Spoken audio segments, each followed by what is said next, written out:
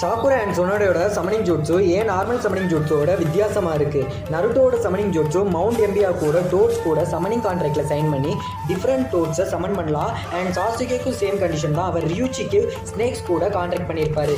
Same Jiraiya and Orochimaru போல தான். ஆனால் Sakura and Tsunade summoning jutsu full and full chakra base பண்ணது. இதுக்கு பயோகு சீல் ரொம்ப முக்கியம். இந்த பயோகு சீல் ஃபர்ஸ்ட் சொனாடையோட கிராண்ட்மா மீட்டோ உசுமாகி கிட்ட தான் இருக்கும். அப்போ ஒருவேளை இந்த ஸ்லெக்ஸுக்கும் அவங்களுக்கு சம்மந்தம் இருக்கலாம்.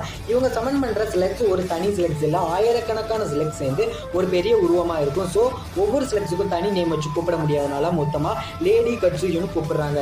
சமன் பண்ணுற ஸ்லெக்ஸோட சைஸ் அண்ட் கவுண்டிங் எல்லாமே சமன் பண்ணுறவங்களோட சாக்ரா அளவை பொறுத்தது. ஒரு டைம் ஒரோச்சிமாரு கூட சொல்லியிருப்பாரு, இந்த ஸ்லெக் ரொம்ப குட்டியாக இருக்குது, ஸோ சுனாடையோட சக்ரா குறைவாக இருக்குன்னு. ஸோ சக்ரா அளவை பொறுத்து ஸ்லெக்ஸோட அளவு மாறும். ஸ்லெக்ஸை சமன் பண்ண சமனிங் கான்ட்ராக்ட்லாம் தேவையில்லை, பயோகோ சீல் இருந்தால் மட்டும் போதும். ஸோ இது மற்றவங்க சமனிங் ஜூட்ஸ் போல இல்லாமல் டிஃப்ரெண்டாக இருக்குது. இந்த ஸ்லெக்ஸோட வேற